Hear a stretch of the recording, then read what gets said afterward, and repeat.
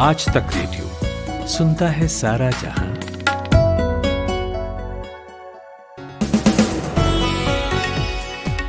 नया साल मुबारक हो। साल 2021 का पहला दिन है ये, 1 जनवरी। आज तक रेडियो पर आप सुन रहे हैं हमारा daily evening news analysis podcast दिन भर, और मैं हूं कुलदीप मिश्र। साल के पहले दिन अच्छी खबर ये आई है कि ऑक्सफोर्ड एस्ट्राजेनेका की वैक्सीन कोविशील्ड को इमरजेंसी इस्तेमाल की मंजूरी मिल गई है, यानी क्रिटिकल मरीजों को अब ये वैक्सीन दी जा सकेगी। हालांकि एक फॉर्मेलिटी छोटी सी अभी और बची है फाइनल अप्रूवल की, लेकिन इसका मतलब क्या है ये समझेंगे। डोनाल्ड ट्रंप ने जाते जाते भारतीयों को फिर एक झटका दिया है। H1B वीज़ा पर पाबंदियां 3 महीने के लिए और बढ़ा दी हैं, इस पर बात होगी। और PF के ब्याज के तहत मिलने वाला पैसा जो पहले 2 किस्तों में आना था, वो अब एक साथ आ रहा है, एक मुश्त आ रहा है। कौन सा पैसा था ये समझिएगा। और आखिर में मौसम पर बात होगी। दिल्ली में मिनिमम टेम्परेचर आज 1.1 डिग्री रहा और पिछले 15 साल की सबसे ठंडी 1 जनवरी रही है। तो नए साल के शुरुआती कुछ दिन मौसम के हिसाब से कैसे रहने वाले हैं, इस पर बात होगी, लेकिन पहले हेडलाइंस।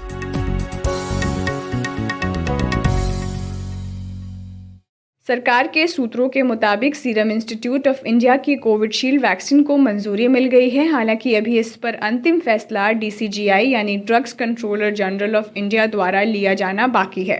प्रधानमंत्री नरेंद्र मोदी ने आज वीडियो कॉन्फ्रेंसिंग के जरिए 6 राज्यों में लाइट हाउस प्रोजेक्ट का उद्घाटन किया। इस प्रोजेक्ट के जरिए साल 2022 तक हर बेघर को पक्का मकान दिया जाएगा।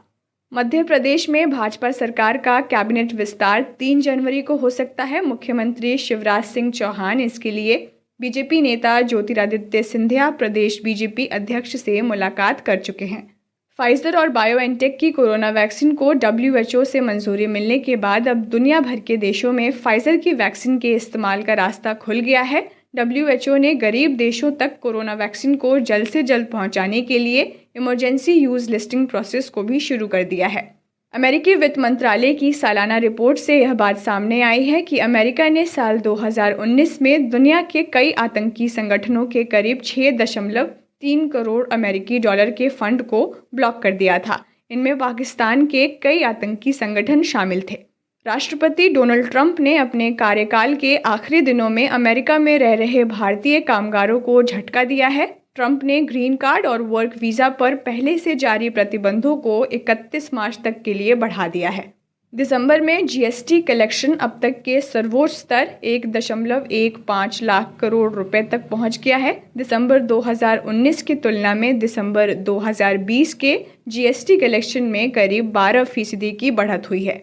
और तेज गेंदबाज उमेश यादव की जगह T नटराजन को टीम इंडिया की स्क्वाड में शामिल किया गया है। सीरीज का तीसरा टेस्ट 7 जनवरी से सिडनी में खेला जाएगा।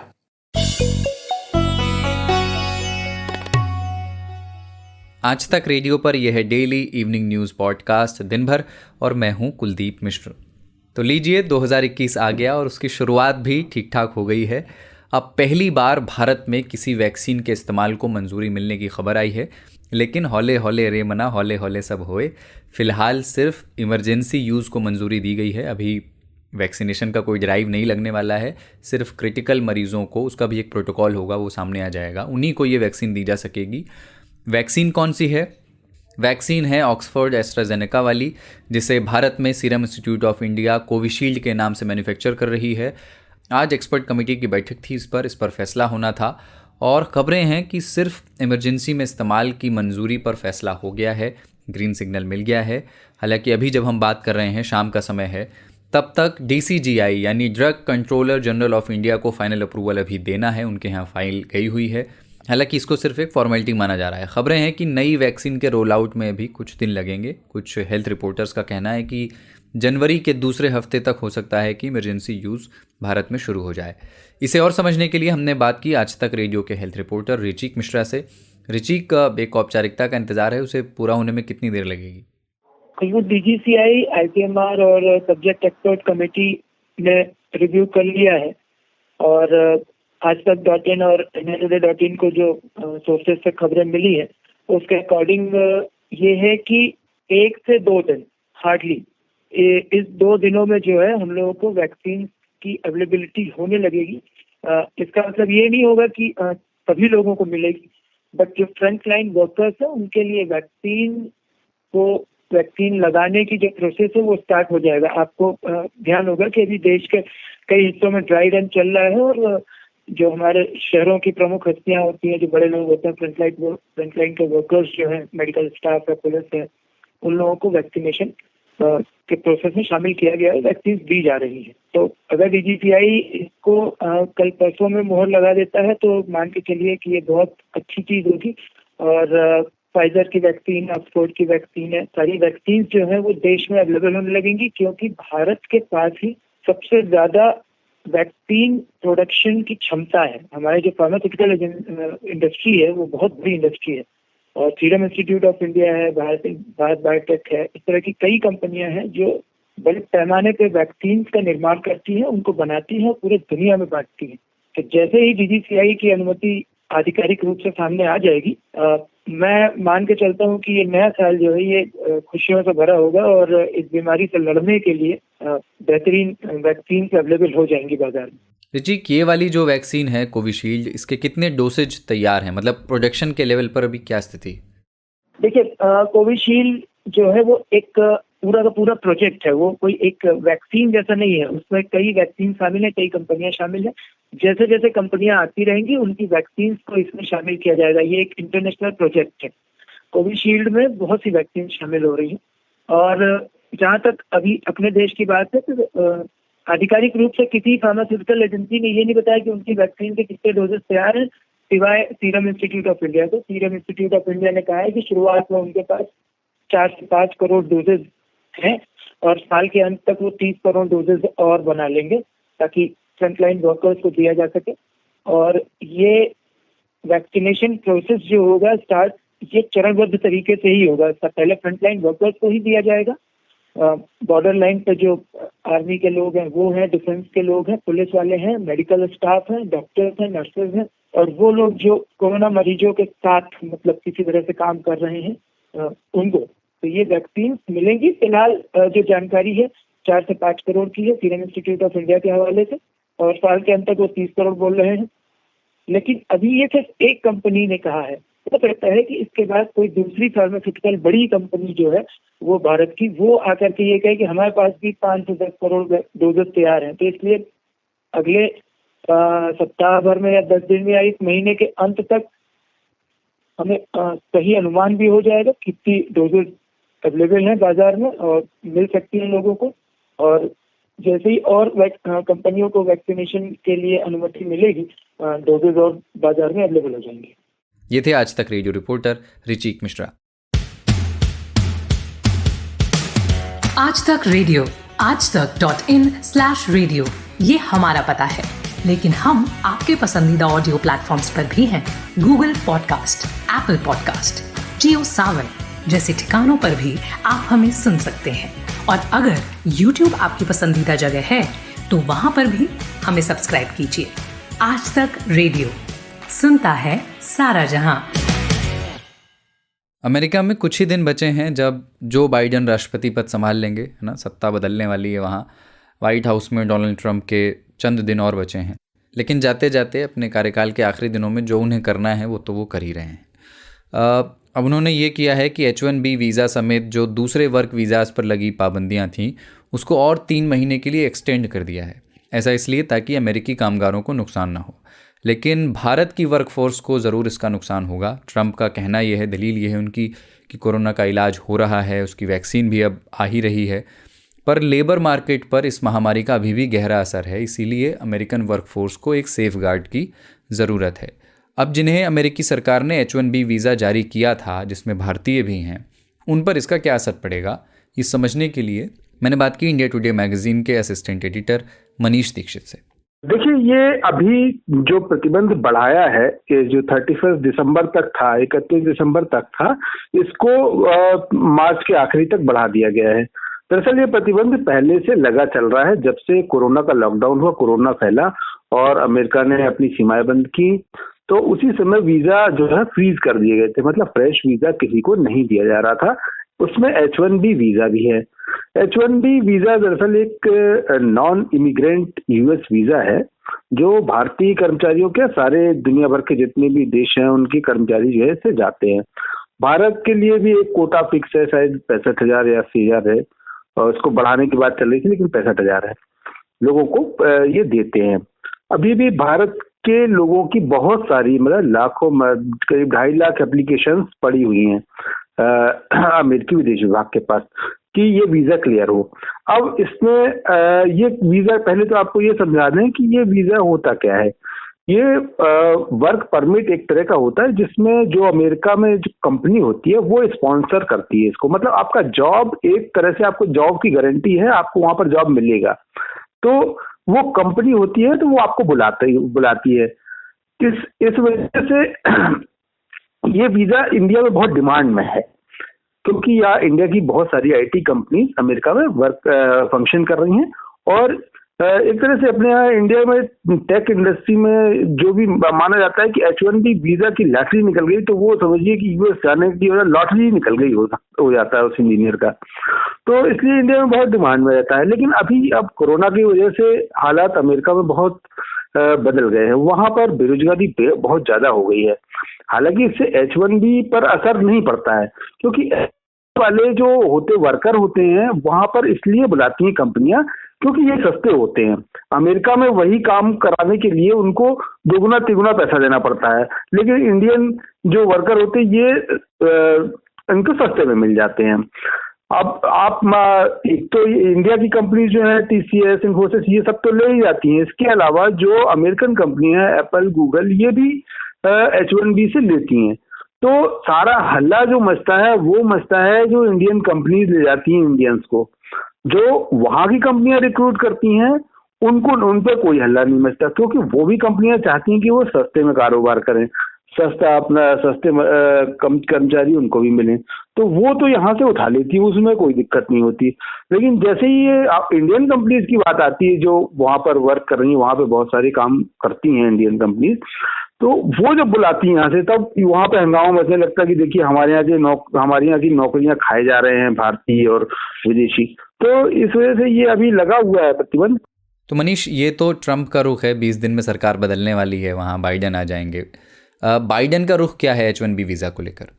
अब देखिए, अब रिजिम बदलने वाला है, वहां पर सरकार बदलने वाले ट्रम्प जा रहे हैं और जो बाइडन आ रहे हैं। लेकिन मुझे नहीं लगता कि बेरोजगारी के सामने वो ऐसा कोई कदम उठाएंगे जिससे कि वहां के लोगों को में गलत संदेश जाए या नेगेटिव मैसेज जाए। कि ट्रम्प ने एक तरह की वहां की जो राष्ट्रवादी भावना ये है कि भाई हमारे यहाँ के लोगों को पहले नौकरी मिलना चाहिए और इसके बाद विदेश के लोगों का नंबर आना चाहिए। तो अब मुझे लगता नहीं है कि कोई बहुत इसमें बदलाव करेंगे। हाँ, अब ये देखना होगा कि जो 30 मार्च 31 मार्च की जो डेडलाइन है, उस डेडलाइन के बाद उसको एक्सटेंड करते हैं जो बाइडन या नहीं करते हैं। अब सब कुछ इस पर डिपेंड होगा, क्योंकि बहुत सारी एप्लीकेशंस पाइल अप हो गई हैं, ऑल ओवर वर्ल्ड की एप्लीकेशंस वहां पर पाइल अप हो गई हैं इस वीजा के लिए। तो अब इंतजार करना होगा कि बाइडेन सरकार का अगला कदम इस पर क्या होता है। ये थे मनीष दीक्षित।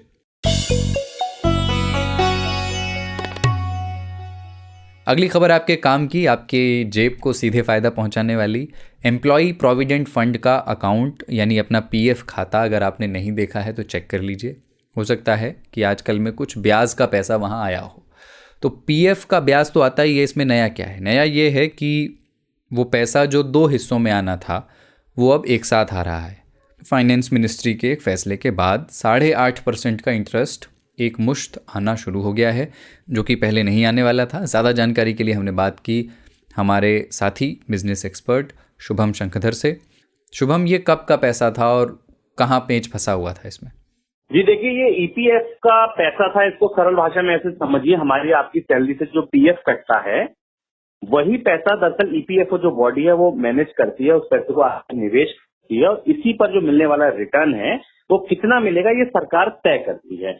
ये तय था कि 19-20 जो वित्त वर्ष था, जो 31 मार्च 2020 को खत्म हो गया, उसमें 8.5% की दर से सभी EPFO धारकों को वो पैसा मिलना था। लेकिन वो पैसा इसलिए नहीं मिल पा रहा था कि क्योंकि कोविड के बाद सितंबर में ये बयान आया था ईपीएफओ की तरफ से कि जो फंड का मैनेजमेंट है उसमें कई लॉसेस हो रहे हैं ईपीएफओ को, जिसकी वजह से वो पूरा पैसा एक बार में अपने खाता धारकों को, ईपीएफ खाता धारकों को नहीं दे पा रहे हैं। लेकिन आज इस बात पर स्पष्टता आई सरकार की तरफ से, श्रम मंत्री का ये बयान आया कि हम 2 बार में नहीं, एक बार में पूरा पैसा ईपीएफओ के खाता धारकों को दे रहे हैं और वो कल से लोगों के अकाउंट में क्रेडिट होने शुरू हो गए। अगले 3 से 4 दिन में देश में 6 करोड़ ईपीएफओ खाता धारक हैं जिनके खाते में ये पैसा पहुंच जाएगा ब्याज का। अच्छा शुभम, एक चीज़ और कि सरकार अब एक मुश्त पैसा दे रही है पीएफ ब्याज का, तो इसे कैसे देखा जाए? मतलब अगर कोई कहे कि आर्थिक हालात बेहतर हो रहे हैं, उसकी निशानी है ये कि इकॉनमी रिकवर कर रही है, तो क्या ये अति उत्साह की बात हो जाएगी? देखिए, इकोनॉमी के रिवाइवल से ज्यादा बेहतर आप इसको इस तरह दे सकते हैं। इकोनॉमी के रिवाइवल से ईपीएफओ के पैसे को मिलना तो ठीक नहीं है, लेकिन हाँ ये कह सकते हैं कि ईपीएफओ फंड की जो स्थिति थी, जो उनका प्रदर्शन था, जो उन्होंने निवेश कर रखे थे, उनसे जो मिलने वाला रिटर्न था वो इस स्थिति में आ गया कि वो अपने खाता धारकों को वो पैसा दे पा रहे हैं। ये माना जा रहा है कि ईपीएफओ ने जो पैसा लगाया था उसकी बिक्री से ईपीएफओ को अच्छी कमाई हुई और जिसके बाद हमने देखा कि स्टॉक मार्केट भी लगातार बढ़ रहा था।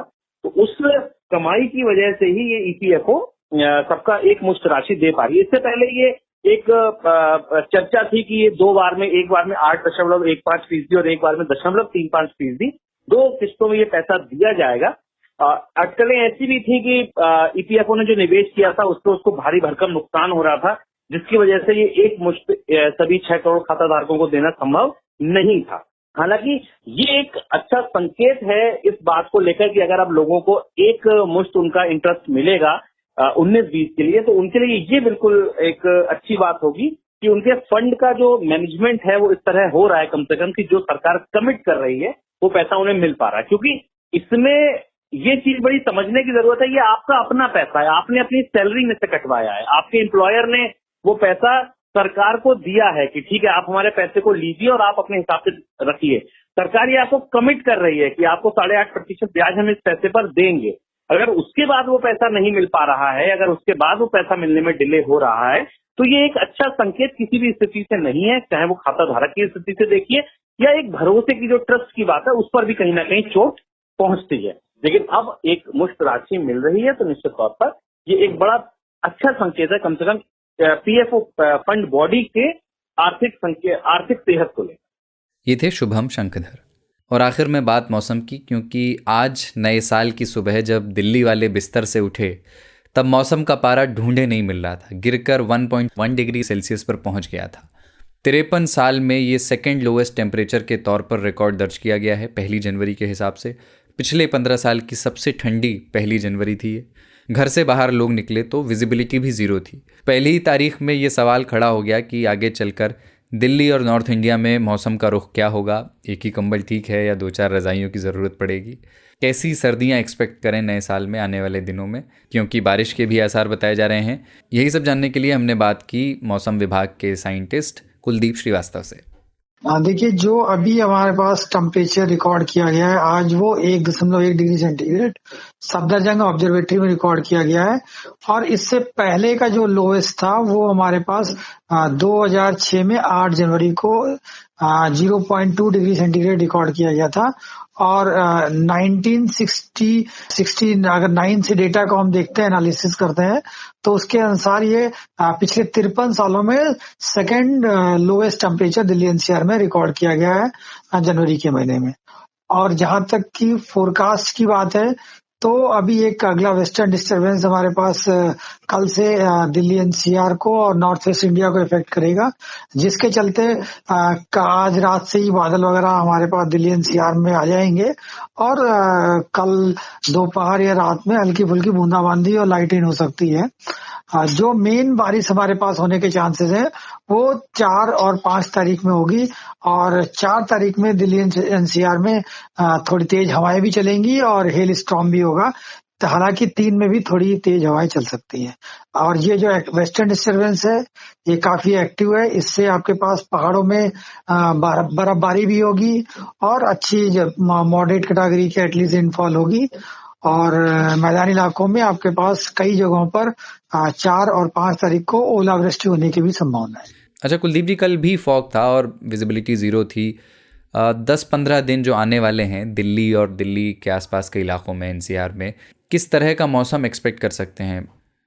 अगर फॉग की बात करते हैं तो दिल्ली में अभी हमारे पास आज भी देखेंगे तो सवेरे के समय में लगभग 11 बजे तक काफी घना कोहरा छाया रहा था और ये सिचुएशन हमारे पास कल से थोड़ी सी इम्प्रूव कर सकती है क्योंकि क्लाउड आ जाएंगे, लेकिन मॉर्निंग आवर्स में मॉडरेट से डेंस फॉग कल सवेरे भी रहने के चांसेस हैं।